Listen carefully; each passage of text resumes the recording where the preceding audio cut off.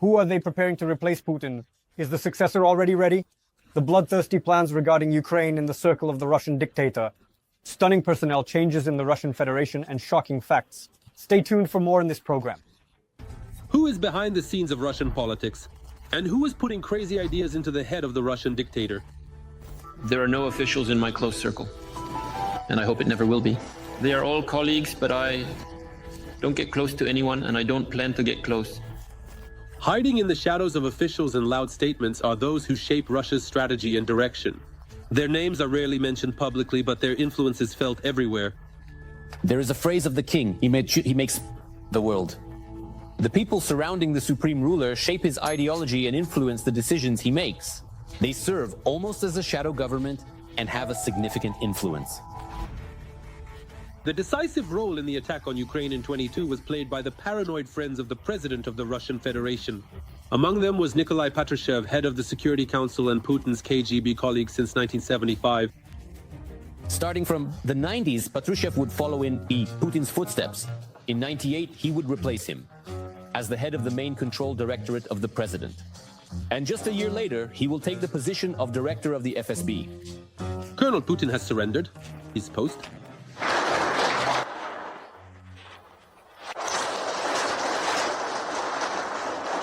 I'm actually from Poltava. I just accepted it.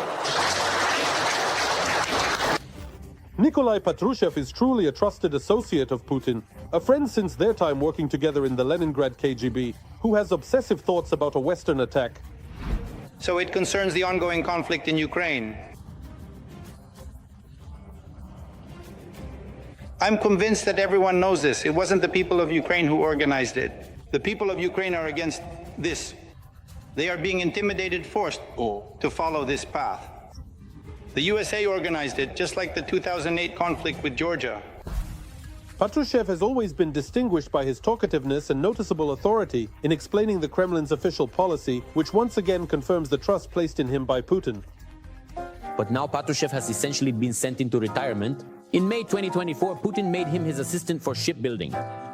The position is clearly smaller than the previous ones, but Nikolai Platonovich doesn't need to worry about his fate. A true patriot of the Putin clan and KGB traditions is Alexei Dyumin. Previously head of Tula region, close to Putin, Dyumin is seen as a potential successor to Putin. And even now, Dyumin is truly seen by many as a potential successor to Putin. He is completely devoted to his boss, carrying out his most delicate orders, and was even ready to sacrifice himself for his patron. He stood next to Putin since the beginning of his presidency, being the one who ensured the security of the head of state. Today, Dyumin is one of the key assistants to the president dealing with the defense industry complex. He is the one they call the person who played an important role in the annexation of Crimea. Putin gave him a position closer to himself, appointing him to the area, the president's assistant. Now, Dyumin oversees the issues of the defense industrial complex and sports, and also holds the post of Secretary of the State Council. Not long ago, he was also included in the Security Council. He does not seek publicity, but it is his decisions that affect Russia's security and defense capabilities. He is not just an executor, he is a strategist, the man behind many of Russia's defense initiatives. Dyumin, but unquestioningly follows everything Putin says and uses it. And in the role of presidential assistant, he addresses many important issues. In May 2024, State Duma Deputy Elena Yampolskaya was appointed as the president's advisor on cultural matters. Previously, she headed the Culture Committee in the State Duma and is known for her initiatives to protect the Russian language and traditional values. Elena Yampolskaya, once she was just a simple journalist and theater critic, wrote books and headed the newspaper Kultura. And in 2018, she headed the State Duma Committee on Culture. By this point, Yampolskaya had already made a name for herself with contradictory views and statements. Yampolskaya, as the head of the State Duma Committee on Culture, actively supports Russian aggression against Ukraine, justifying the army's actions with references to the protection of cultural values and historical heritage. Yampolskaya became an advisor to the president last year. Now she feeds her nonsense into Putin's head. And along the way, she writes reports and comes up with new repressive initiatives. You won't see her on the front lines, but it's her statements and initiatives that shape the cultural justification for military aggression. It is precisely for such activity that Yampolskaya ended up on the sanctions lists of the USA, the UK, and the EU. negotiations in Jeddah, their outcome, and the possible consequences. The military will demand a complete withdrawal of troops from Kursk in exchange for a ceasefire, a refusal from NATO, and a reduction of the Ukrainian army. Shocking statements about Ukraine and more. Watch this report. More than 8 hours behind closed doors with a break for a formal lunch. In Jeddah, Saudi Arabia, the first round of negotiations took place between the Ukrainian and American sides. The meeting took place against the backdrop of a scandalous meeting between the two presidents in the Oval Office, and a complete halt to the transfer of intelligence and weapons allocated by the Biden administration. The tension in Jeddah was sky high. For unknown reasons, the American delegation was late to the meeting, but everything went smoothly without any drama. Here's how the press secretary of the Ukrainian Foreign Ministry later wrote about the behind-the-scenes. From such a long duration, I can only say one thing. Historians underestimate the role of human exhaustion in making historical decisions. It is in these last hours of Endspurt, when the suddenness is already showing signs, that it becomes possible, breaking the deadlock and even making difficult compromises. In short, the winner is the one who can pull through the last 1.5 kilometers on sheer force of will and character, and also control their emotions. Actually, some of the tasks that preceded the meeting were key, and I think we all managed to do them. An important nuance will be the emotional and informational background of the meeting. It defined the boundaries of the space for compromise and influenced negotiating positions. A ceasefire in the air and at sea, the return of prisoners of war and civilian captives, as well as children deported by the aggressor. These are the points of the plan that the Ukrainian delegation took to Jeddah. But in the end, they agreed to the US proposal for a complete ceasefire for 30 days. Provided that Russia agrees to this. We consider this a positive development. We are ready to make such a round. The United States needs to convince Russia. Do it. So we agree. And if the Russians agree, at that very moment, the ceasefire will take effect.